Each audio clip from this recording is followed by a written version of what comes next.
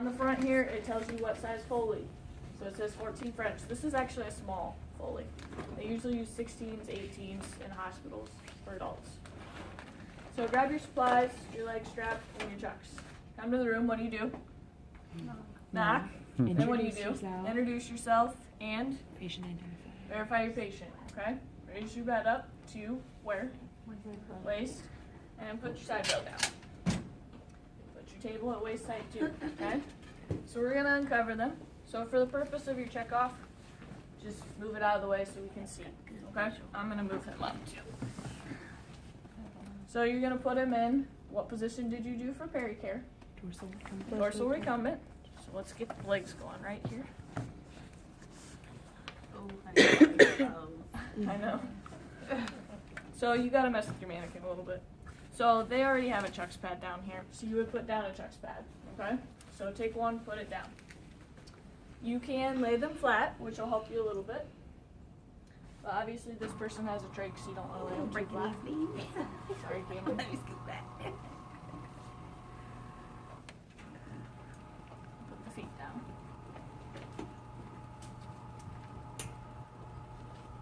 Everyone still can see? Okay. So move this out of the way, the gown, just so it's not in your way. Because if you leave it right here, you guys are going to contaminate your gloves. Okay?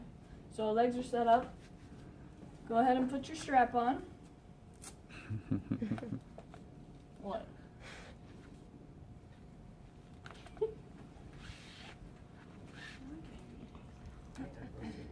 So put your strap with the Velcro towards them. And then you guys are going to start setting up the field. So this you won't need until removal.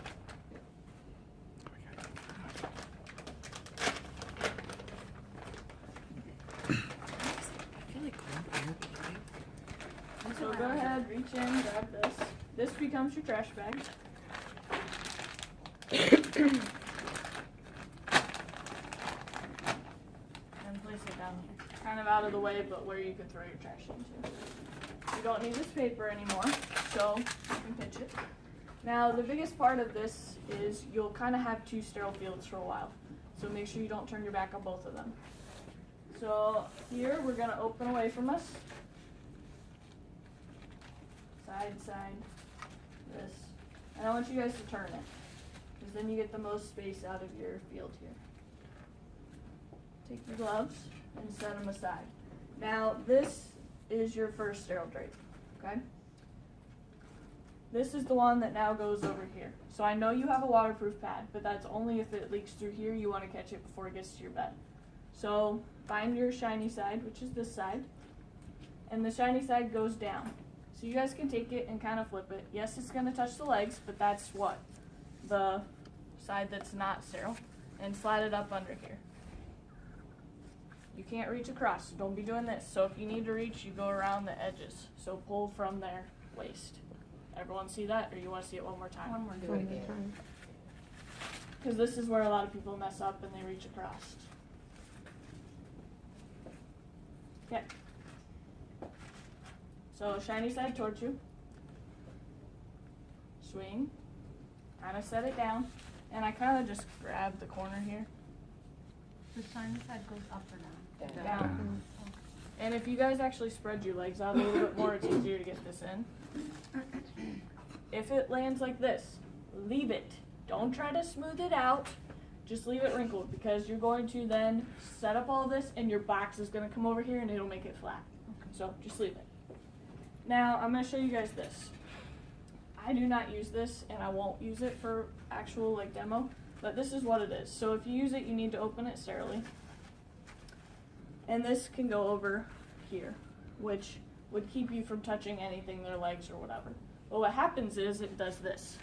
Deep, deep, slides down, gets in your way. So the only time it's actually useful is for a guide, because the penis kind of holds it where it needs to be. So if you don't want to use it, fine, don't. If you want to, you can, okay? Okay, at this point, you now have a sterile field here and here. So stand here so you can see both to put your gloves on.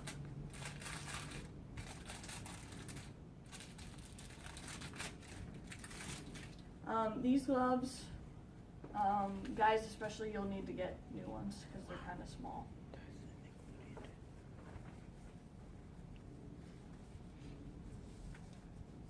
like really small, so.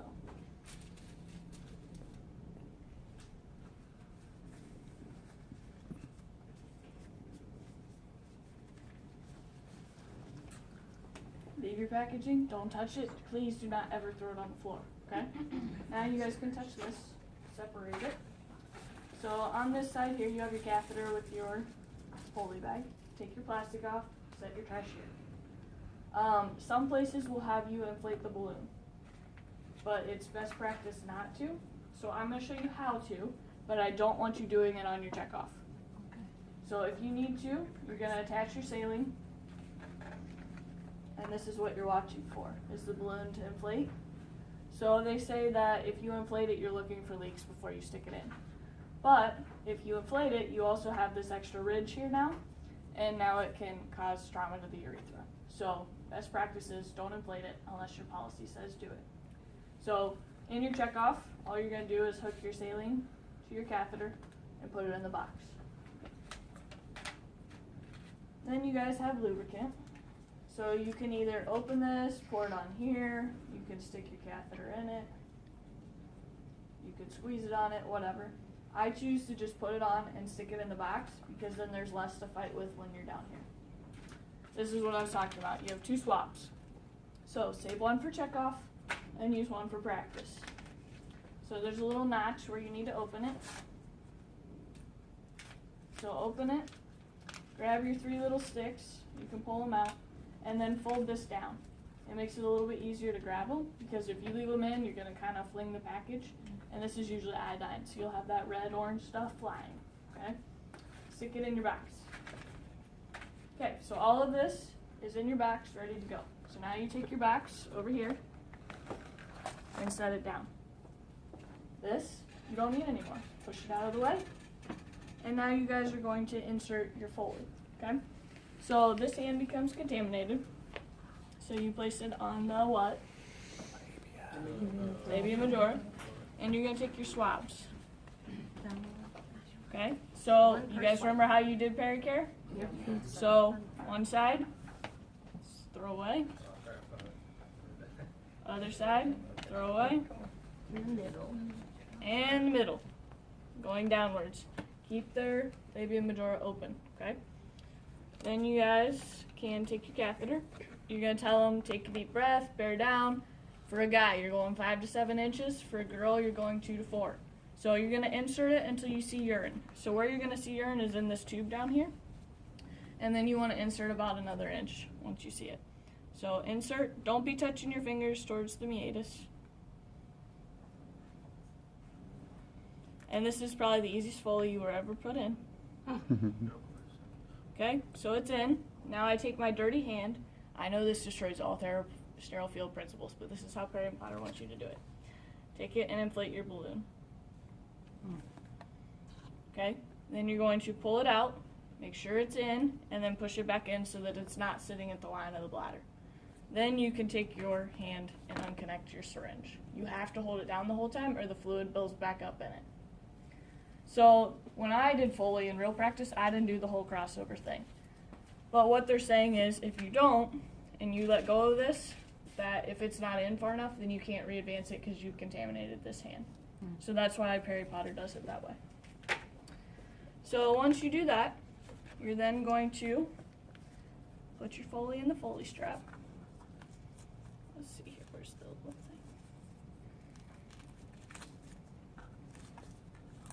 At this point, you're just gluing it to sterile, right? Yep.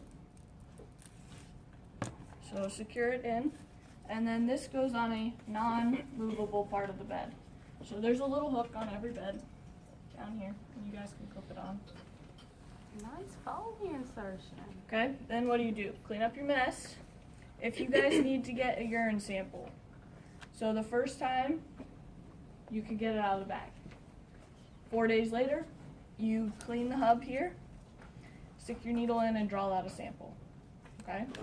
So clean up your supplies, and you're going to do teaching. So if you feel it come out, just let me know, obviously because you want to know. If you feel wet, so if they're wet, it could be a sign of bladder spasms. So if they're wet and it's leaking, do you go in and just put more saline into the balloon? No. So don't be the nurse that does that. Don't be lazy. Figure out the problem, and they might need some medicine for bladder spasms. Okay? If you need to go to the bathroom or you need to ambulate, where do they need to hold the bag? Below their bladder. Below their bladder, because it'll drain. Okay? And you can say, just let me know if you have any, if you need help getting up or whatever. What color will the urine be the first time you put it in? Amber. Huh? Clear? It might be pink tinge because you caused a little bit of trauma, right? So it might be pink tinge the first time you urinate. That's normal. Okay? So fever, pain, and chills. Got it? Okay, so removal. You guys are going to have your graduated cylinder and your syringe and a chucks pad. Okay? So you come in. They're safe and stable. I want you guys to crawl on your knees and empty out the Foley bag. Have all of you guys emptied one? Mhm. So if not, I'm going to show you. You pull it out, and then you have to push this across and it'll drain. When you're done, you push it back and plug it back up here. If you don't close it, the next person who comes to empty it opens it and gets it poured on their pants. Okay, so they'll be very unhappy with you. And each of them are a little bit different. There's one that has a clip, a metal clip that you could, and then you open the clip and it drains, clip it back, put it back in. Okay? So once you guys drain it, I then set this on my chucks pad, and you're gonna go and dump this. So what are you assessing for? Coca, color, odor, consistency, and amount. Go dump it in the toilet. Don't set it beside you because you will kick it over on your pants. I've done it twice. Twice was enough. Okay? You think I'm kidding. I really have. I did it. I was stupid enough to do it twice, not just once. So go ahead and take it to the bathroom, dispose of it. Okay? Then you come back, and then you can raise your patient up to working height. Okay? So this is all here. You're going to take your Foley strap off and take it off your patient. Because if not, you're going to forget it, and it'll be there for 3 days. Or 4 or 5 until they get their next bath. Depending on where you work. So take it off. And then you're going to grab your little syringe. So these are oral syringes. I don't know if you guys know the difference. The other ones screw on. These only push in. So go ahead and hook it up. Obviously, you're going to tell them what you're doing. And you can help it along and pull back. Or you can wait for it to slowly drain. Whatever you guys want to do. But the biggest thing is you want to make sure that you get all of it out. What's So- coming out? Saline that you filled the balloon with. Oh, Okay, so you put in 10. You want to make sure you get 10 out. But you don't know if there was another nurse who went in and put more in when you weren't their patient or you weren't their nurse. Okay? So I usually will drain out what I can, squirt it in the trash can, and then pull back and make sure I can't get any more. Because if you leave it partly inflated, you're causing a lot of trauma as you pull it out. So once you get all your saline out, you're going to tell them, take a deep breath, and you're going to pull it out. What you're looking for is just to make sure your catheter tip is intact and that there's not any green-yellow drainage on it because that would be an infection. You can set it down in your chucks pad. You're also going to check the meatus. Is it torn? Is it red? Is it inflamed? Is there any drainage there that you need to document? Then you take your chucks pad, wad all this up, and where does this go? Biohazard. Biohazard. So I'm gonna tell you, in the hospital you throw it in the trash bag and you take your trash bag out. Okay? Trash bag, take it out to the biohazard box. Okay? Then what do? Reposition them,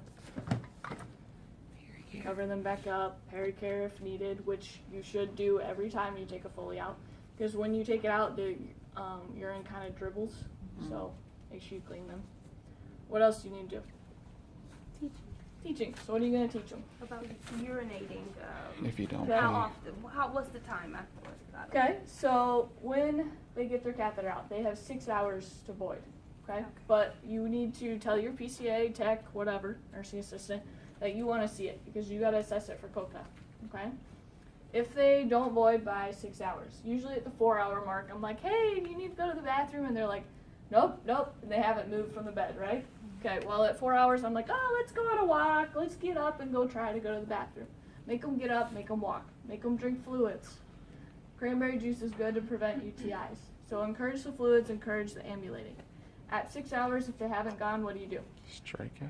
Nope. Bladder What do you do scan? first? Call the physician, get a bladder scan. Then they may order a straight cath. Okay? So what other teaching do you want to tell them?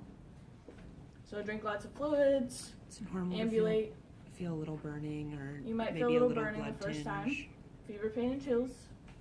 Okay? And let them know that, hey, I would like to assess your first urine. So what do you do in the toilet? Put a Put hat. what? Put a hat in there so you can assess it, right? Okay. Questions on this? Not super complicated. Just make sure you remember your 2 sterile fields. Don't turn your back on both of them. Once you get over here, it doesn't matter what's on your tray. Okay? The biggest thing is putting down that little sterile drape in between their legs. But if you actually work with the mannequins and fight with them, you can get their legs out pretty good. So that's probably better. And then you have more room to kind of put it. Okay? Not Huh? It's pretty more straightforward than a wet to dry. Yeah. For sure. This one is very straightforward. Okay?